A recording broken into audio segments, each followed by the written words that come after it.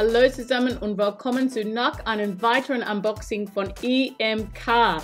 So, heute gibt es keine Überraschung, das sagt überall hier auf diese Etui, was der Thema ist für der Münze für heute. Mann, es ist ein cooler Münze, ehrlich, ich muss sagen. Das ist die Batman-Münze, das ist die nächste Batman-Münze. Aber dieses Münze ist ein bisschen anders wegen der Form. Das ist ein Batarang-Münze. 1 Unz Silber in Farbe. Sehr, sehr cool. Das ist von DC Comics. Das ist eine offizielle Produkte.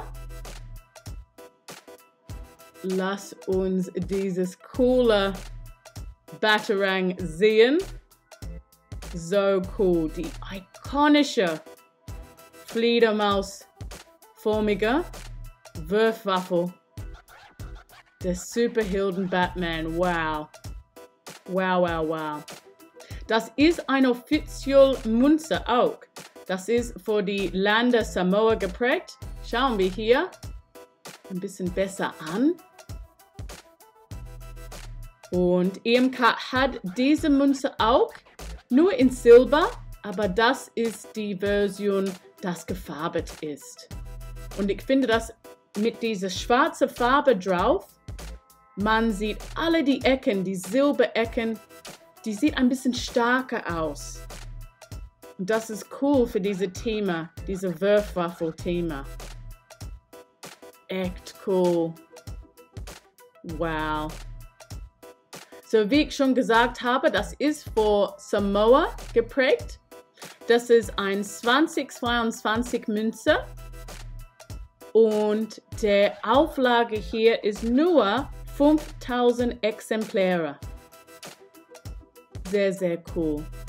Jede Münze, kommt in diese Etui mit der Echtheitszertifikat. Und das ist so ein besonderes Form. Das ist so cool.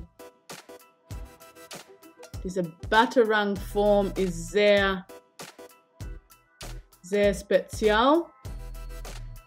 Und ich muss sagen, das ist so schwer, dieses Münze nicht zu werfen.